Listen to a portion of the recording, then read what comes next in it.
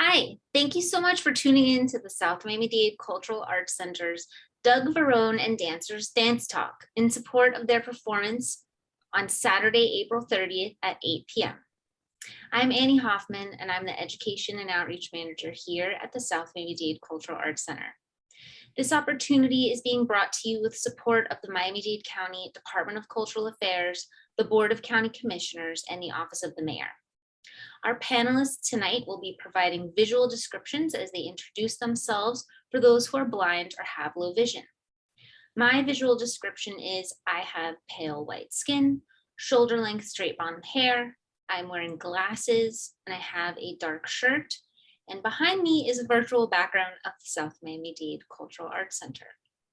I would now like to introduce our moderator, journalist Jordan Levin, who will introduce our distinguished panelist. Jordan. Hi, everybody. My name's Jordan Levin. I am a white woman in late middle age with gray-brown chin-length hair, black scoop neck top, and I'm sitting in front of a wall covered with all sorts of pictures and papers and shelves full of books and CDs.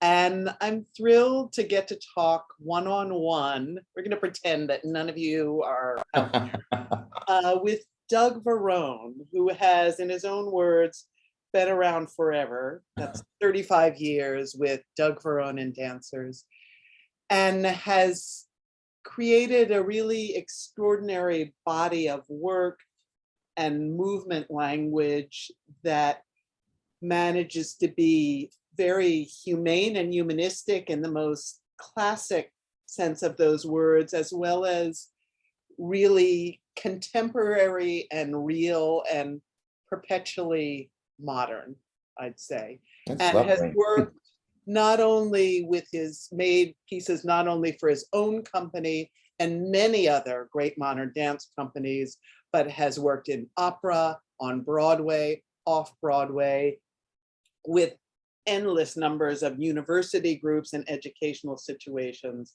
a real Renaissance artist of dance. So Doug Varone, everybody. Thank you, Jordan. Hi, everyone. I'm Doug Varone. I am a white man, late middle age as well. I have no hair. If I did, it would be gray, but I shave it back. I am wearing a shirt that has horizontal stripes on it, and I have a little bit of a scruff beard. And I am sitting in my office in New York City, and behind me are some posters of our dance company, our touring dance company. It's lovely to be here. Yeah, lovely to talk to you. And I don't know if we'll go very far down this road, but I have a feeling we share some 80s New York dance background way back in that. Absolutely. And I'd actually like to start, and this will make sense as we go along. I'd like to start with where you're from and how you started dancing. I saw online that there was tap dancing involved. Yes, there is tap dancing involved. So, I grew up on Long Island, out in Syosset, Long Island, and I am one of those kind of classic chorus line stories. I followed my sister to school, to the local dance conservatory in a shopping mall in Plainview, the next town over. She was taking ballet, and I got thrown into the tap class because I was intrigued by it, and studied tap for about 9 years when I was growing up. When that happened? I was 5. Oh. Yeah, and my first time on stage ever was in a dance recital, playing like one of the Lost Boys in Peter Pan and doing a tap number to it. And I just kind of got hooked. And it was something that I was adept at. I wasn't a terribly athletic kid. I played a lot of sports, but really, really badly. But I had this extraordinary coordination and way of moving that was immensely athletic in a completely different way. So I studied tap, all the way until I was maybe 14 or so. And when I got into high school, started getting involved in theater, musical theater. And I went to a very progressive high school on Long Island, and you could choose, your gym electives. So I chose modern dance. There, And why? So tap, and you did musicals. Why did you not go in the Broadway direction? Why'd you go? I always thought I was going to go in the Broadway direction. I went to Purchase College as a dance major with the idea that when I came out, I would, move to Broadway. It was what I wanted. When we talk about some of the other works on the program, you'll find out that I'm a big musical theater geek. I was one of those kids that lived 45 minutes from Broadway and got on the train every Saturday and came in and saw shows. But I went to a dance conservatory to learn, a full-bodied sense of movement. And, the summer between my freshman and sophomore year, I did summer stock, professional summer stock, and I thought, not for me. It's something, as with everyone, I think that goes to college, you meet people with different opinions, you grow, you change. And I think that all of that had started at the end of my freshman year, and it transformed me. And I became really emboldened to want to be an artist that said something powerful with movement, and found my way into the contemporary dance world as a result of that. And you danced with Jose Limon for a year? I did, actually. Right after I got out of college, practically the day after, I auditioned for the Limon Company and was accepted into the company. I danced there for a year.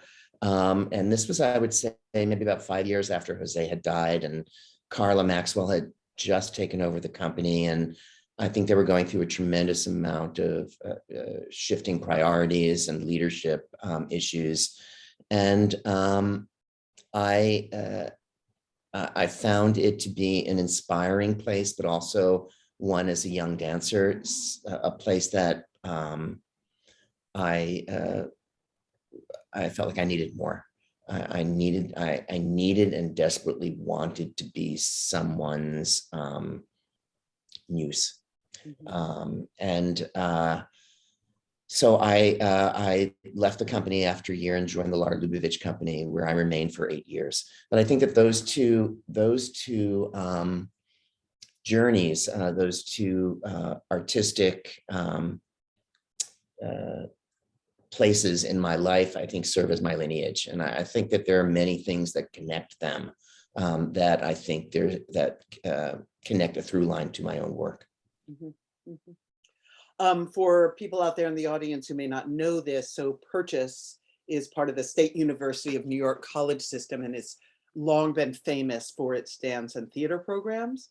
And Jose Limon was one of the foundational artists of modern dance and created a technique and a body of work that have been hugely important. And a little Miami question, did you encounter Danny Lewis? No, I did not. I knew Danny just through social circles, but we kind of two different generations. All right. He's a major figure here. He was the founding of New World School of the Arts. So yes. So all of this is going to make sense. I'm going to jump to the program that you'll be performing at, your company will be performing at the center, and a piece called Nocturne. And there are actually 2 of them, and they're both set to Chopin piano nocturnes. That's correct. Yeah. And the first one, I saw an interview. You did an interview online about it, and you talked about the inspiration for the first one, which you made in 1987. That's correct. Right after you launched your company, right? That's correct, yes.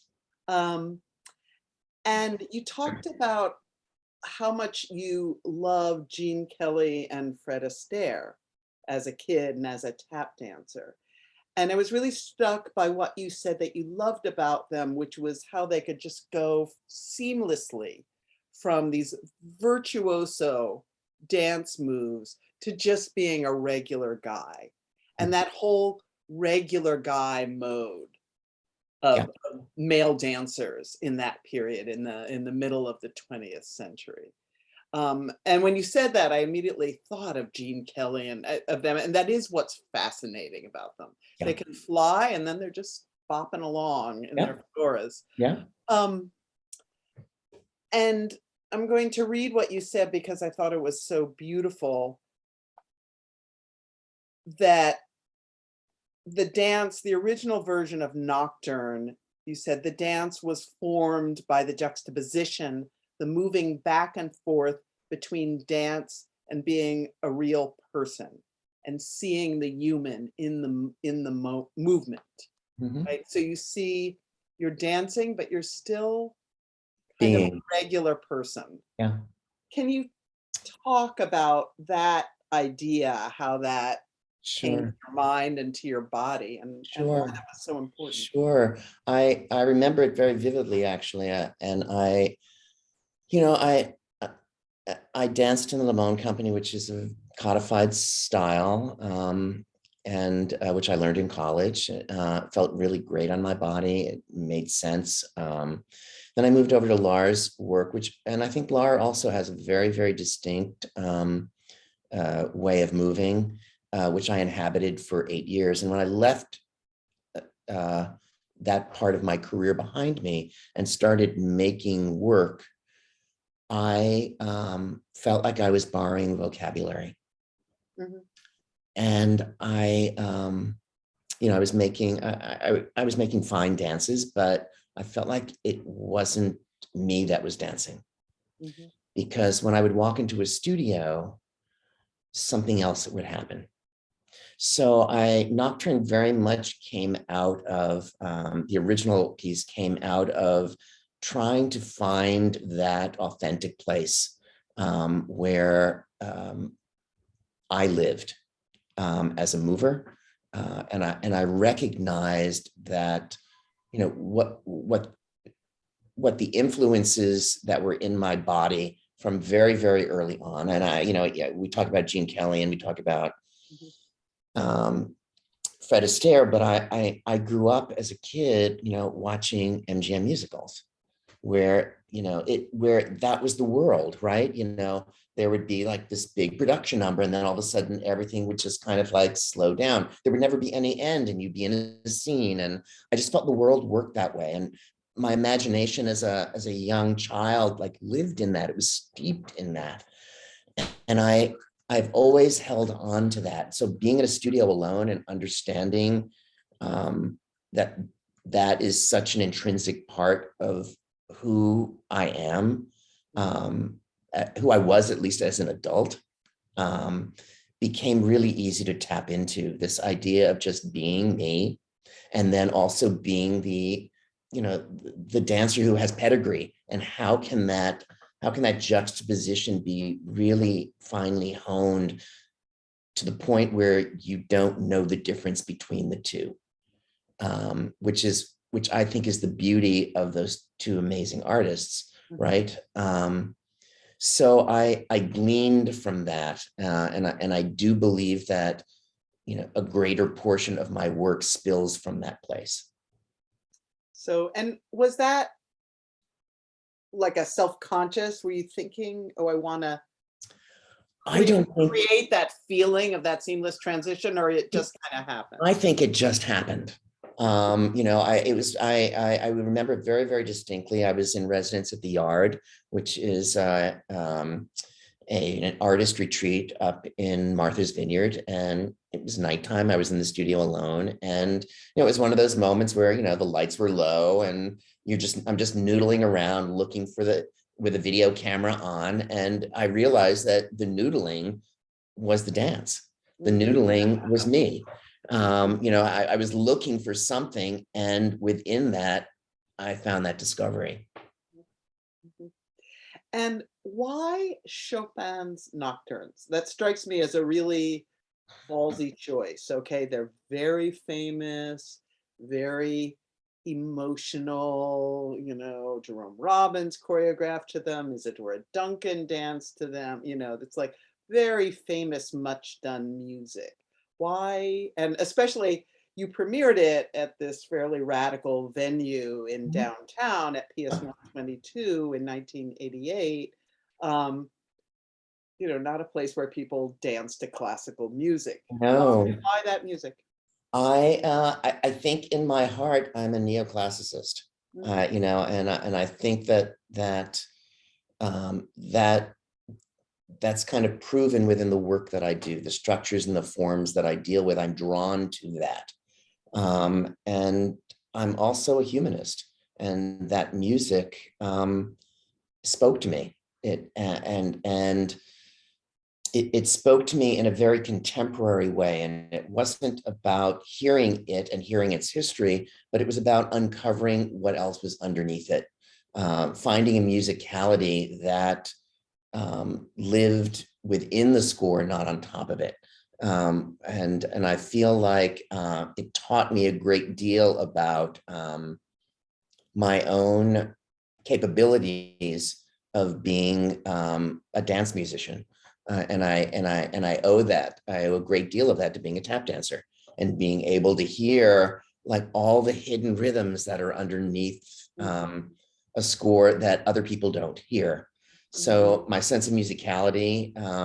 So one of the reasons why I feel like I'm drawn to scores that are complex, because I feel like I can hear the architecture of them in and dissect it in ways that aren't so natural. So the nocturne for me felt uh, comforting. mhm, It felt immensely contemporary, and it felt necessary in terms of stepping out of, I would say, my own physical comfort zone mhm, and finding, like, linking it up to something that wouldn't ordinarily be associated with it. mhm. And I ask you about this not only because it seems to be something that's really at the root of your dance making, but because you're doing a companion nocturne in your performance down here in Miami, Right. also set to a Chopin That nocturne, is correct. but made 30 years later, you know, Yes. with the, as a much older man. And so why did you come back to it? And what are you, what does it mean to be doing it as a much more, as a mature person and older Sure. body and as a much Sure. more mature artist? I think it was kind of, um, what's the word I'm looking for? Uh, we had performances at Jacob's Pillow in 2017 that were exactly aligned with what would have been the 30th anniversary of premiering this piece. Uh-huh. And I feel as if I owe so much of my identity to that first particular solo. Wow. And I thought it was the perfect opportunity to step back into a dialogue with it, but as the dancer I am now. Mhm. So for that particular performance, and for a portion of our touring that followed it, I revisited the first nocturne, Mhm. which I danced, you know, as a 30-year old plus dancer.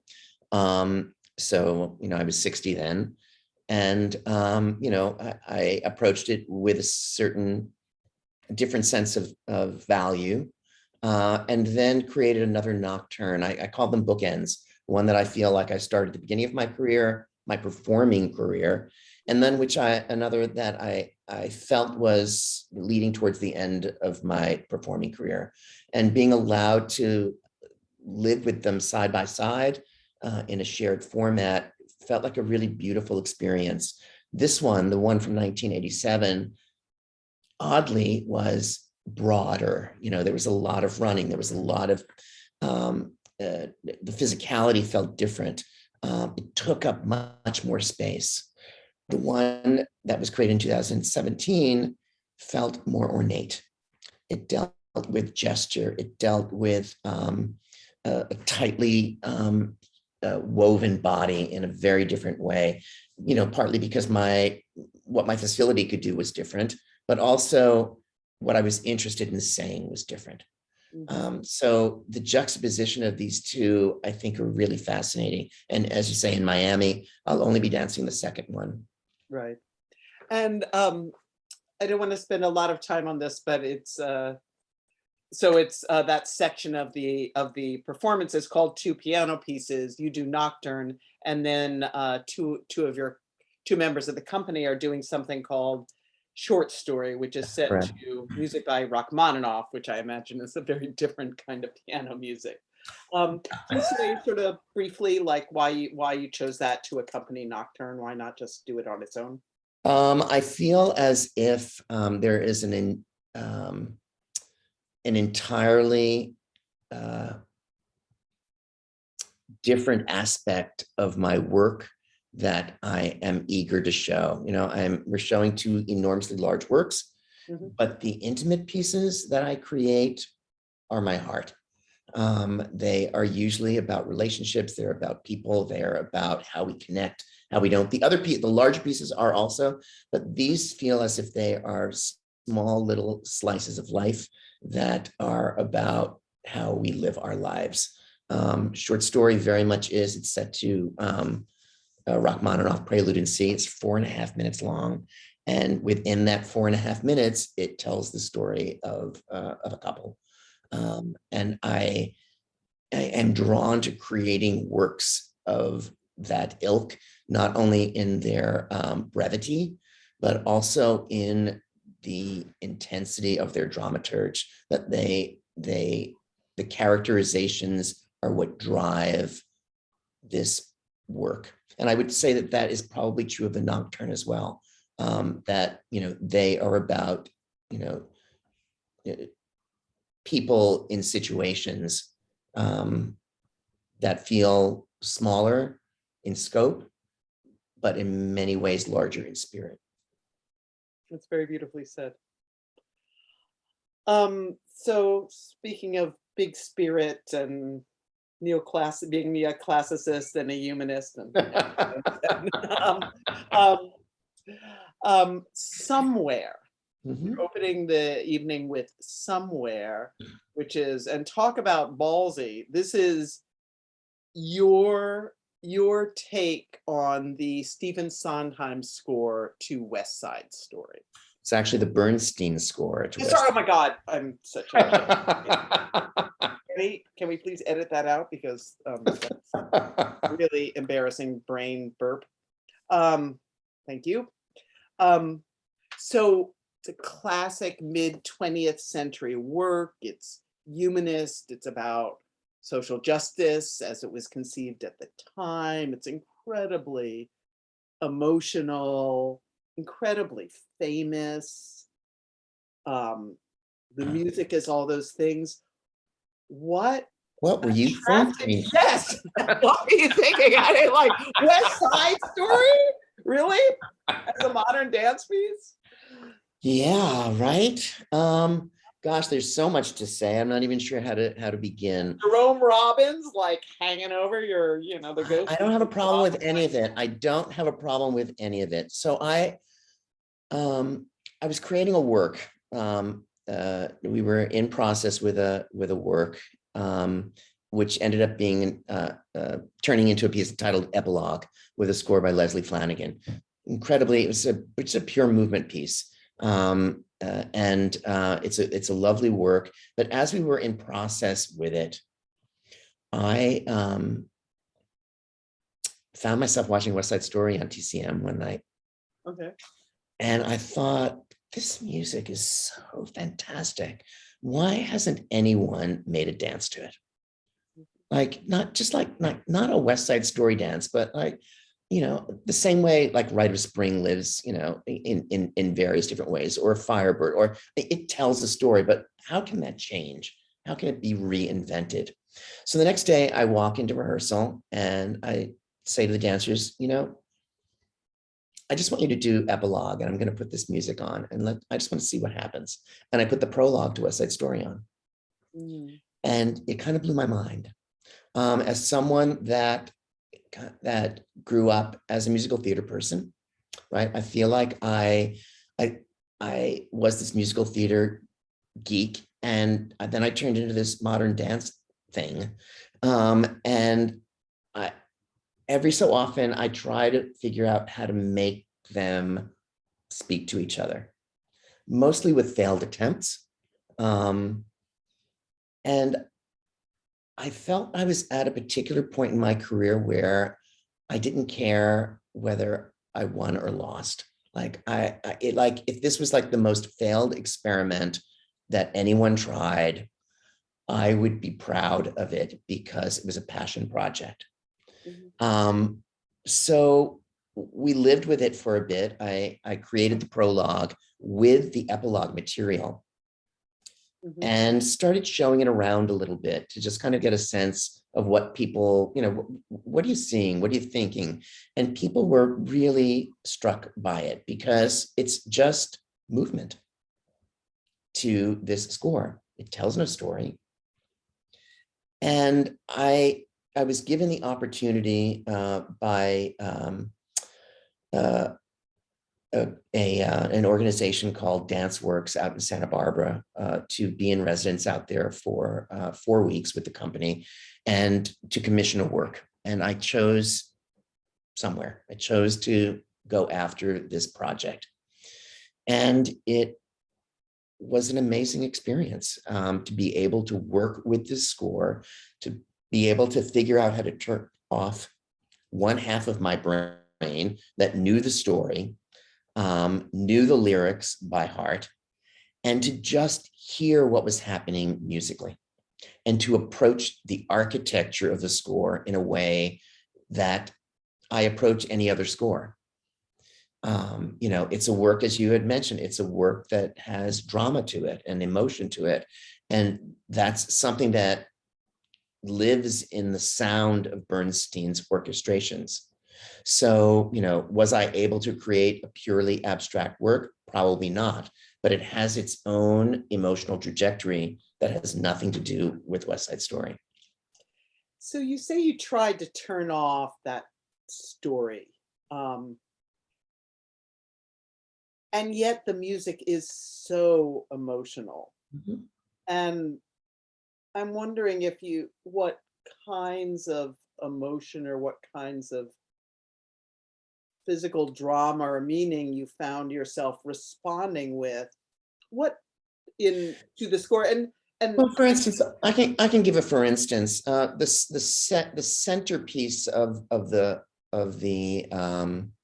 work is an orchestrated version of Somewhere, the song Somewhere. And it is, it's played by, I think, the San Francisco Orchestra, and it's beautiful, but it's emotional, it's sentimental. And I've created a duet for two men. And within the creation of that duet, the tasks that I asked them to do were purely about putting their bodies into places.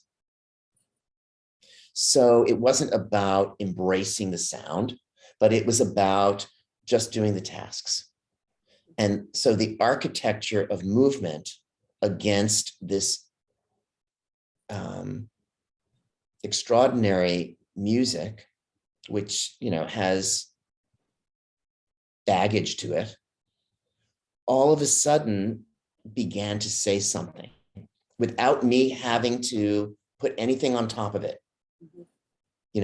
and that was a fascinating learning experience. Like how can I strip back my own dance making skills as someone who, creates work that has emotional value and just present what is pure against a score that doesn't sound like it is.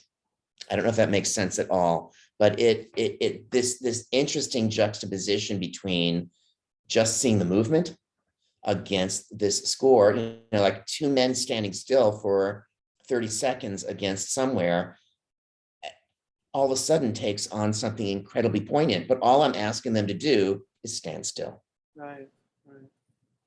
So it a fascinating journey, and fascinating for all the dancers as well. Some of them who, like myself, watched West Side Story every time it came on TV, knew all the lyrics. Others had never seen the movie, didn't know anything, didn't know the story plot. Yeah, I know, I was pretty amazed. Yeah. But and sometimes to their advantage, because they didn't bring, it was really hard in the prologue, Right. to know exactly where those snaps were going to be, and to not be musical against it, Right. but to find our own musicality against this score. I can't wait to see it. I have to say, I'm thrilled with it. And I also, I kind of spoke about it earlier. I felt like it was a necessary work for me to create at this point in my career. I feel as if, why did you ask why? Yeah. Why at this point necessary? Because I am looking for what is new in myself to keep myself intrigued with my dance making and my art form. After 35 years of making work, I think it's easy, it's easy to find your way back into something that might feel formulaic, or, and I every so often I find myself, on that track, trying to, as honest as I can be, like figuring out how to get past something that I've already created. Like what else left do I have to say? And somewhere revitalized my spirit for making dances, because it, first of all, embraced who I was as this, this 8 and 10-year-old boy, and brought that forward into time to who I've become. And I felt in many ways it was the first time that I had ever done that as a dance maker. That's so amazing, and that it invigorated you anew, even though you were going back to your childhood self, and to a much older form and a much older. Yes. So I can't wait to see it. So I want to move on to the piece that you're closing with, the other big work on the program, which is from 1993. That's correct. Okay, Yeah. so your company was happening. And I'm going to quote from another interview that I saw online to this, and it's set to music by John Adams, which I'm not familiar with, but you said it was, quote, an immensely pivotal point for me as a creator. With Rise, I felt the entire universe split open, and I was able to create a work that felt as if it spilled out across the stage in unpredictable ways. I love that now as a dance maker, because it gives life and gives spontaneity to the dances I make. They look like they're happening in the moment rather than planned. For me, that was a huge gift and a huge lesson to learn, end quote. And it seems like that connects to the sense of discovery that you made with the first Absolutely. Nocturne. And is another, if that was one pivot, one crucial moment for you, and somewhere was another crucial moment for you, that this was as well. Mm-hmm. So can you tell us about the absolutely. And I appreciate you bringing somewhere into the discussion. I can talk about that a little bit. So I had mentioned Nocturne, was pivotal for me figuring out my vocabulary and how I move. And I found that really easy to do in my own body. but I couldn't figure out how to translate that into choreography for others. Mhm. So the dances that I was making early in my career felt, I always give this image that they felt like they had a tight girdle on them. They were, structurally sound. I had patterns moving in space, but they felt bound, and it and planned. I would go in with plans of this dancer goes here and this dancer goes here, and that's how I made my work. And something happened with Rise. I think it was the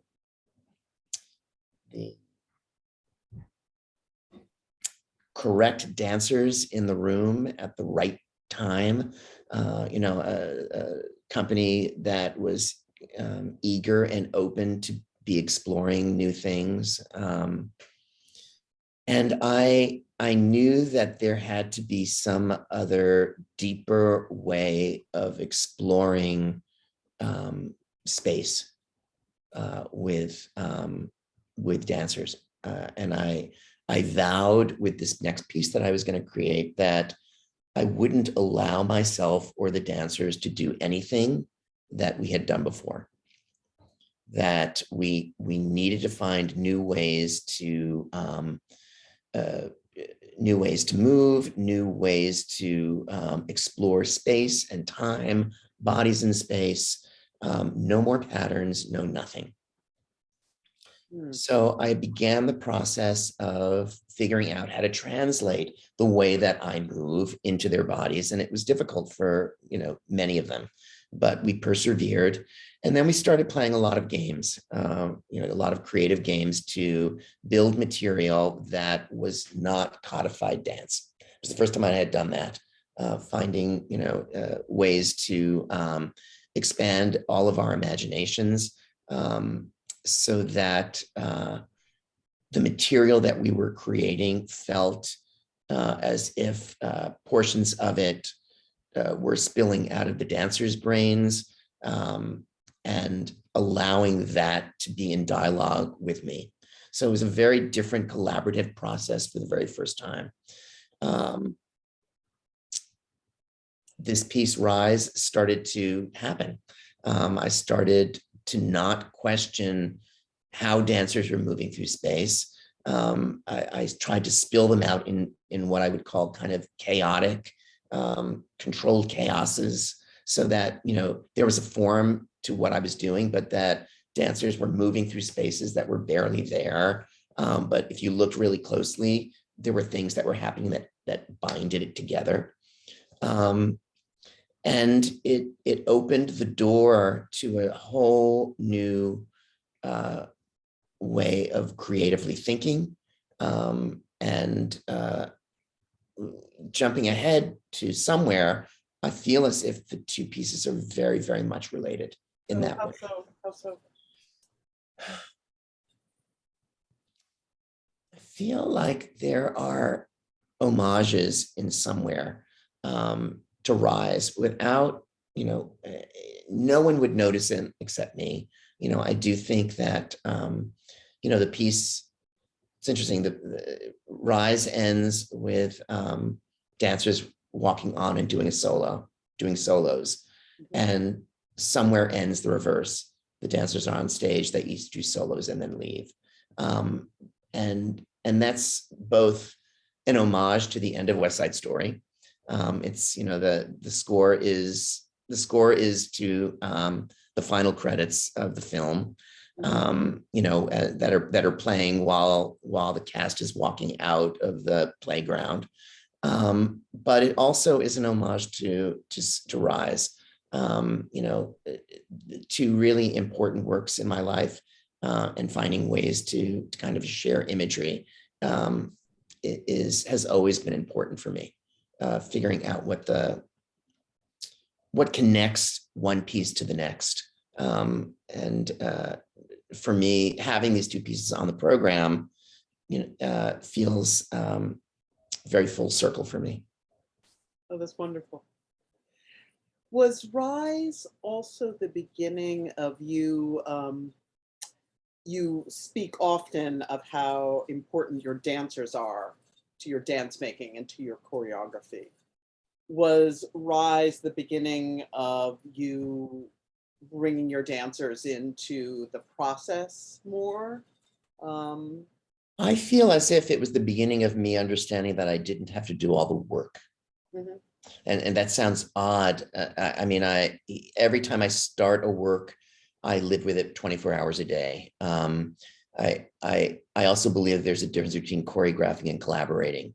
And I feel like I learned the art of collaborating through Rise. I'm not sure I understood it before, but I began to embrace it, and that has affected my my dance making ever since. And I think it has affected every aspect of every art form that I've worked in, from opera to theater, how, it's how you collaborate with actors and opera singers, all of the great artists. It's very much about having a dialogue with them, sometimes giving them ideas and then stepping back and seeing where they go with it, and then coming back in and beginning the dialogue of how to shape that, how to create it, how to choreograph it, which is really different than just creating raw material. do you think that ability and that the attraction you have for working that way is at the root of why you have worked with opera, worked with theater, worked with forms that are not modern dance, whereas many modern dance choreographers really stay within a pure dance arena? Well, I do think that, it's interesting when someone gave me the opportunity to do a musical, in 1994. Oh, what was it? It was a piece entitled Triumph of Love that was on Broadway. I jumped at it because I felt like, I was able to kind of come back to my early roots. And I wish I could bring to it what I know now, because I feel as if, the last 25 or 28 years, working in theater, working in opera, understanding, character-driven creations, has made me a better collaborator in those fields, whether I'm choreographing for another director or whether I'm directing, on my own. I feel as if each project has given me a different perspective on my own capabilities as an artist. And those are all things that I end up bringing back to my dance making, my pure dance making. So in a way, something like Somewhere is enriched by the fact that I'm always asking questions about the dramaturge of the arc of the work. Mm-hmm. So you are, I'm going to guess, 65 about? Yeah, exactly. Good. How did you guess that one? Because we're close in age and because of the date you graduated college and the date Got it. I Yep. graduated college. So Great. Doing math. Got it. Addition. So it's thrilling to hear that Somewhere was so rejuvenating for you artistically and creatively. How do you feel? I mean, it seems like you're at a really rich maturity. I mean, how do you think about that? I'm assuming you don't dance yourself a lot. I could be wrong. But I'm not sure how to answer that question right now. why are you swerving? Are you getting Nocturne ready after 2 years of COVID? Yeah, I am actually. I'm actually also creating a new one. A new Nocturne? I am creating a new Nocturne. Also to Chopin? Excuse me? To another Chopin, that's correct, yeah. Oh, and? I don't know what to say about it. it's been a really fascinating journey as a 65-year-old man. And it's interesting, like the body aging process, right? Because I was just talking to a friend of mine who's also maybe a little bit older, about how, I'll be in the studio alone and I'll be videoing, and I'm like, wow, that felt really great. And then you turn the video on, I'm like, oh my God, oh my God, no, make it stop. I think that my body's doing all the same things that it used to do because it feels the same way. And yet it's like in this tiny, tiny little box of movement now. And understanding that, understanding that new place is humbling, and also kind of exciting, because it means that I have a restriction that I need to acknowledge. And sometimes when you have restrictions as artists, something new happens. Like the world that you knew isn't possible any longer. And this new thing, this new reality is, it needs to be explored. So I'm in that process of exploring it. And I'm doing it alone. I haven't shown anyone anything. I'll go into a studio, I turn a video camera on, I'm creating it in silence. And then, putting the Nocturne on, or other pieces of music on as well. I'm doing a lot of 60s music just to kind of see what what's the potential for this vocabulary. Will I be ballsy enough to do all three of them together? In a perfect world, I'd love to say I could accomplish that. I could most probably do the second and the third one together, but I don't know that I could ever do the first one again, ever.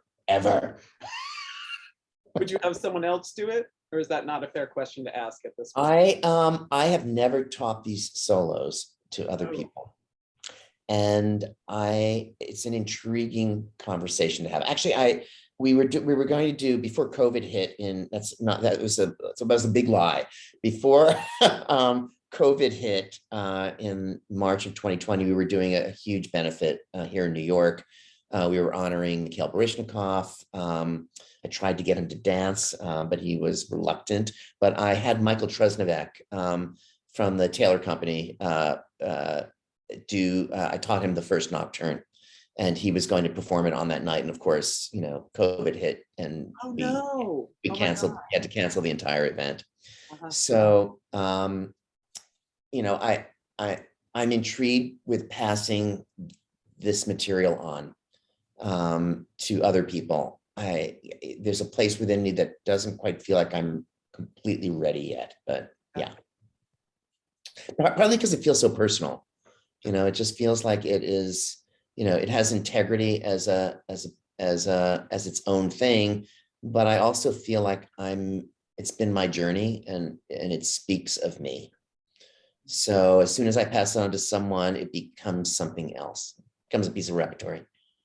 Yeah, that's a hard one. Yeah. I'm sorry. I'm thinking, actually, because I covered Miami City Ballet here for many years. And so a story I know is when Edward Villela passed on the prodigal son role, that though it wasn't created on him, it was really integral to his ballet life with New York City Ballet. Yeah, absolutely. And then he had to teach it. And it was so personal to him, and how wrenching and fulfilling it was for him to do that. Yeah. I'm sure there have been, it doesn't make it easy for anybody who has to go through that process, just like giving birth isn't easy. Sure. But well, so much of what we do is intuitive, and even if the work is choreographed, the details and the kind of the lattice work that keeps it together, that the memory back here brings it forward, and all of a sudden it becomes something else that comes out here, isn't something to be passed on. So I I acknowledge that. I mean, even in the repertory that we're doing now, I mean, we're reconstructing Rise. Rise is going to have its first performance again after 10 years down in Fantastic. South Miami. And then we're bringing it to the Joyce right after. So we are in rehearsal right now, and we are reconstructing it from five casts, you know, over the course of 30 years that have done it. And each cast is somehow radically yet very similar, radically different, yet also very similar. Partly because it's the way I deal with my work and I deal with my company. I want the work to live in the artists that are dancing it currently. So we will always go back to the original. We call it the original recipe. Always go back to it, take a look at the impetus of why things were created, why movement was created, what the architecture of the work was, start to put it on these new bodies, and then begin to have the dialogue of your body moves differently than Gwen Welliver's did in 1994. So this kind of movement is gonna read differently for you, yet I'm not going to lose the integrity of that moment by allowing you to do it this way. So I love the art form, and I love the beauty of the art form and the freedom of the art form because of that, because I'm allowed as a living artist to constantly go in and change and rattle my work around to give it new life and new focus with each of these new mountings.